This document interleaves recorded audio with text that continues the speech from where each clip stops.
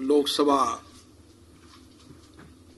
सचिवालय के संसदीय लोकतंत्र एवं शोध प्रशिक्षण संस्थान प्राइड द्वारा आयोजित 3 दिवसीय लोकसभा के स्टैंडिंग प्रोग्राम में भारतीय वन सेवा के ट्रेनिंग ऑफिसर का मैं अभिनंदन करता हूं, स्वागत करता हूं।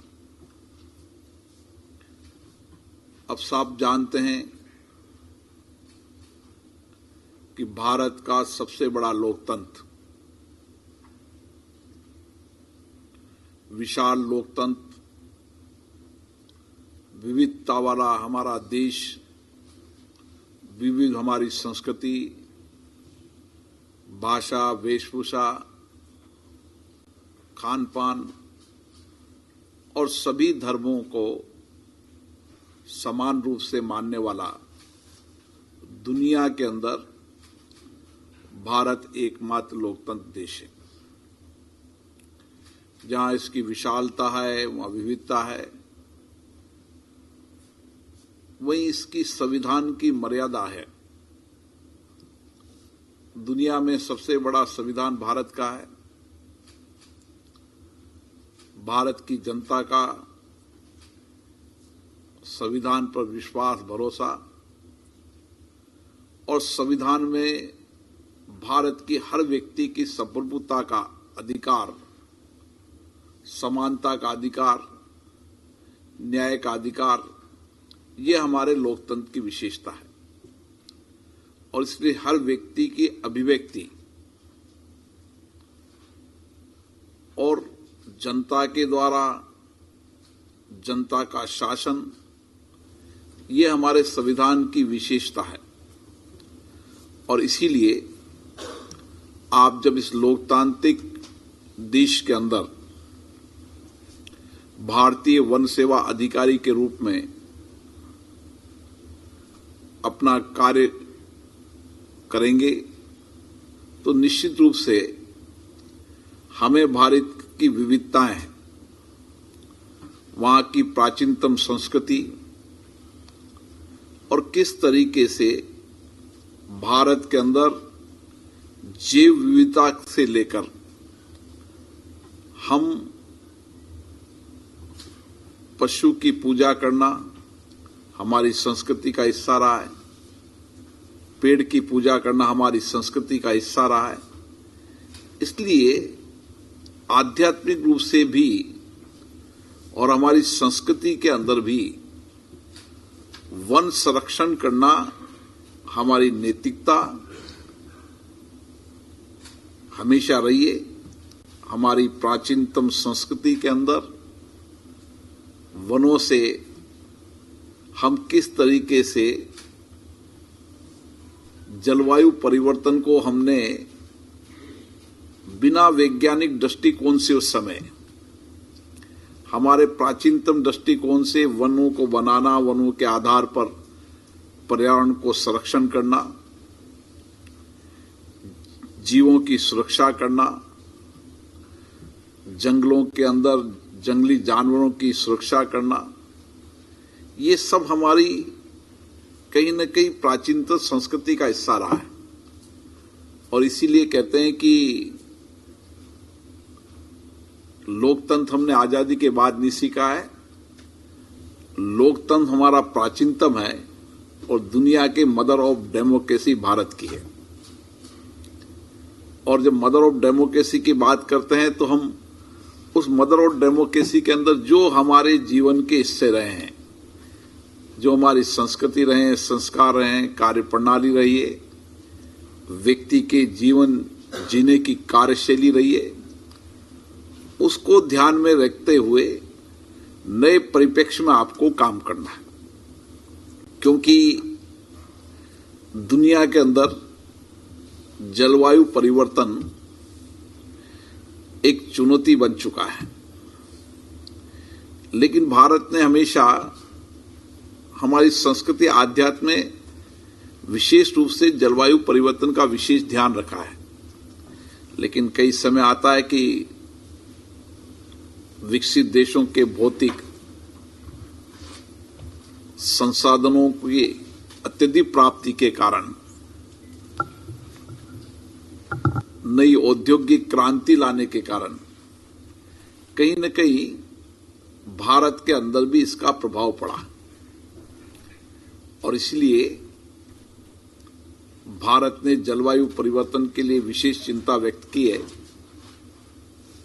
भारत के प्रधानमंत्री माननीय नरेंद्र मोदी जी ने पर्यावरण और जलवायु के लिए हर सेमिनार के अंदर भारत को अग्रिम पंक्ति पर रखकर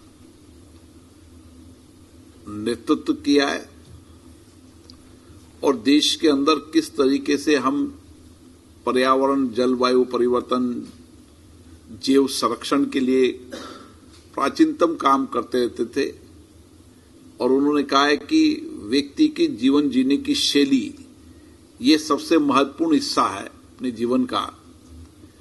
इसलिए आज इस वर्तमान परिप्रेक्ष्य के अंदर भी जलवायु परिवर्तन विषय पर भारत नेतृत्व कर रहा है। भारत की संसद ने भी कई इंटरनेशनल फोरम पर जो हमारी चर्चा हुई, संवाद हुआ, जिस तरीके से पूरी संसद ने सामूहिकता के साथ पर्यावरण और जलवायु परिवर्तन पर चिंता की और सामूहिकता के साथ हम हमारी लाइफ स्टाइल के अंदर जलवायु परिवर्तन हमारा हिस्सा होना चाहिए, इसके लिए संकल्प लिया,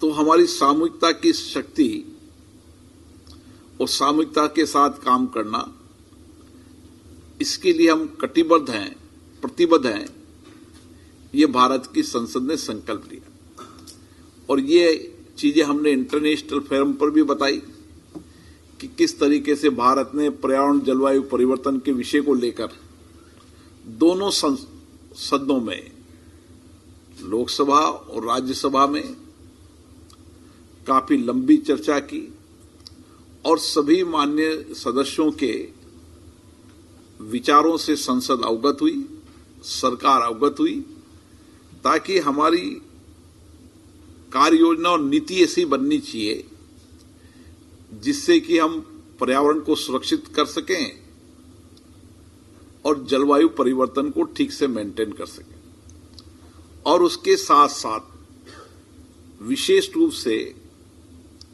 हम वन को संरक्षण कर सकें। और इसीलिए आप देख रहे होंगे कि हमारे सामाजिक रूप से भी वन संरक्षण के लिए पेड़ लगाने के लिए एक जन आंदोलन खड़ा हो चुका है। कई लोगों ने अपने जीवन का हिस्सा बनाया है और कई आने वाले समय के अंदर जो जिस तरीके का आंदोलन बनता जा रहा है, हम हमारे 23% से ज्यादा इलाके के अंदर हमारे जंगल को बचा सकें और जंगल के एरिया को बढ़ा सकें, इसके लिए व्यापक रूप से काम चल रहा है।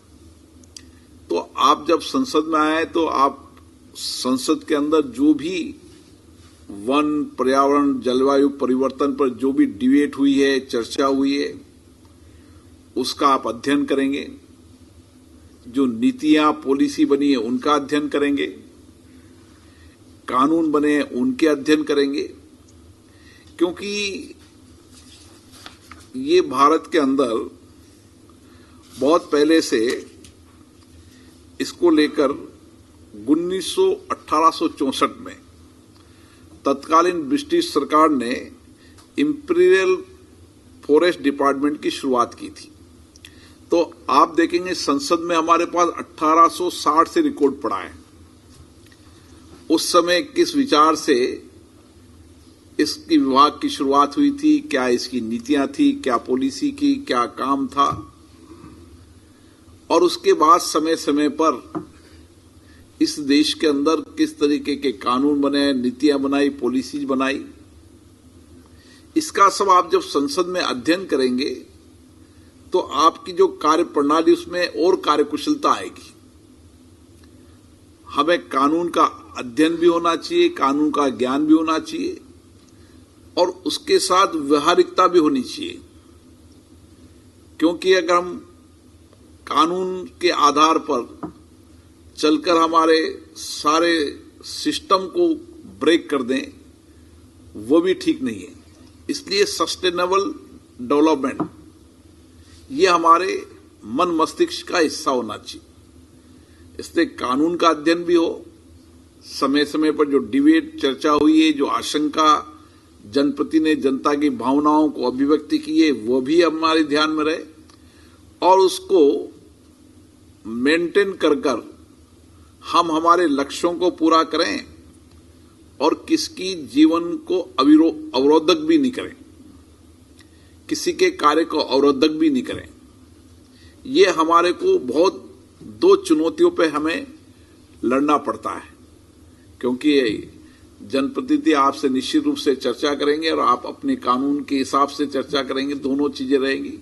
लेकिन आपको एक अच्छा अधिकारी वह है कि वह जिस ड्यूटीज के लिए है, जो उसके करते हुए दायित्व उनको भी निभाता रहे और सामान्य व्यक्ति जो जंगल में रहता है, जो वर्षों से उसके जीवन का हिस्सा बन चुका है, उसकी लाइफ स्टाइल को परिवर्तन करते हुए उसके बेहतर जीवन प्रबंध को कैसे कर सकते हैं कि वो जंगल में रहकर अपनी आमदनी को बढ़ा सके और जंगल को संरक्षण रख कर सके। अगर उसके मस्तिष्क में आ जाएगा कि जंगल मेरी आजीविका का साधन है, मुझे जंगल को बचाना है, तो आपको बिना कानून के प्रयास करे हुए जंगल भी बचेगा, जंगल लगाने का काम भी होगा और उसके साथ साथ उसके आजीविका को देकर आप उसको आर्थिक स्वावलंबन करने का भी काम करेंगे। और आप देख रहे होंगे धीरे धीरे दुनिया के अंदर भारत के जो फॉरेस्ट के प्रोडक्ट हैं, उन फॉरेस्ट के प्रोडक्ट की डिमांड बढ़ती जा रही है। हम आयुर्वेद के अंदर नए नए रिसर्च कर रहे हैं, उसके अंदर आवश्यकता पड़ रही है। तो हम फॉरेस्ट प्रोडक्ट को भी किस तरीके से नया इंक्रीज कर सकते हैं। आप नए अधिकारी हैं, नए रिसर्च करना जानते हैं, नए इनोवेशन है, नई सोच है आपको कि उस जंगल में जंगल को बचाते हुए किस तरीके से फॉरेस्ट प्रोडक्ट को का वैल्यू एडिशन कर हम अंतर्राष्ट्रीय स्तर पर उनको उस जंगल में रहने वाले व्यक्ति का आय का साधन बना सके। ये भी बहुत बड़ी जिम्मेदारी है हमारी। और उसके साथ साथ हमारी वाइल्ड लाइफ सेंचुरियां जो विशेष रूप से पर्यटन का साधन बन चुकी है, उस वाइल्ड लाइफ सेंचुरी के अंदर भी हम किस तरीके से वहां पे रहने वाले लोगों को रोजगार देकर उनको आर्थिक रूप से मजबूत कर सकते हैं और नई तकनीकी, नई वैज्ञानिक सोच, नए कुशल प्रबंध से हम किस तरीके से बेहतर कर सकते हैं। अब टेक्नोलॉजी आ गई तो आप पहले तो कोई जमाना था जंगल में कितने पेड़ लगे कोई गिनने वाला नहीं था। अब टेक्नोलॉजी आ गई, आप कितने पेड़ लगाए, कितनी एक साल की स्थिति है, फिर 2 साल की क्या हालात है, 3 साल के हालात क्या है। अब टेक्नोलॉजी और सैटेलाइट सिस्टम से आप जो जंगल लगाते हैं उस जंगल को संरक्षण कर सकते हैं। आप भूटान के हमारे अधिकारी यहां पर हैं, आप देखो भूटान देश एक ऐसा देश है जिसने हमेशा अपने आप को प्रकृति के नजदीक रखा है। आप वहां देखेंगे कि वहां हर काम, हर जीवन का हिस्से में प्रकृति उनकी पूजक के रूप में है और उन्होंने उसको सबसे नजदीक रखा है। हम भी प्रकृति की पूजक रहे हैं। हम पेड़ की पूजा करते हैं, सूर्य की पूजा करते हैं, पानी की पूजा करते हैं, जानवर हम की पूजा करते हैं। तो हमारे जितने भी आध्यात्मिक रूप से हैं उसमें कहीं न कहीं शेर पर जब माता बैठेगी तो इस तरीके से कई उदाहरण है कि जिससे कि व्यक्ति इनका संरक्षण करता रहे। उसके पीछे उस समय मानसिकता थी कि पेड़ न काटना, उसका अगर हम धर्म से जोड़ देंगे तो पेड़ काटते समय रोकेगा नहीं, पेड़ काटेंगे इसके जीव को काट रहे हैं, हमें पाप लगेगा। पक्षी को दाना डालना, उसको पानी डालना, ये हमारे जीवन के हिस्से रहे हैं। इसलिए तो प्रकृति के नजदीक भारत हमेशा रहा है। इसलिए हमें व्यावहारिक रूप से बहुत बड़ी जिम्मेदारी आपकी है। आप 3 दिन तक यहाँ की लाइब्रेरी, यहाँ के रिसर्च विंग का अध्ययन करेंगे, यहाँ की डिबेट चर्चाओं का अध्ययन करेंगे, यहाँ जो समय समय पर कानून परिवर्तन हुए, लेकिन कानून परिवर्तन करने के पीछे क्या मंशा रही, क्या लोगों की चर्चा रही, उस डिबेट को पढ़ेंगे। तो मुझे लगता है कि आपकी कार्यकुशलता और आपका वन प्रबंधन वैज्ञानिक दृष्टि से और अच्छा होगा। आप सबको बहुत बहुत शुभकामनाएं, बहुत बहुत बधाई।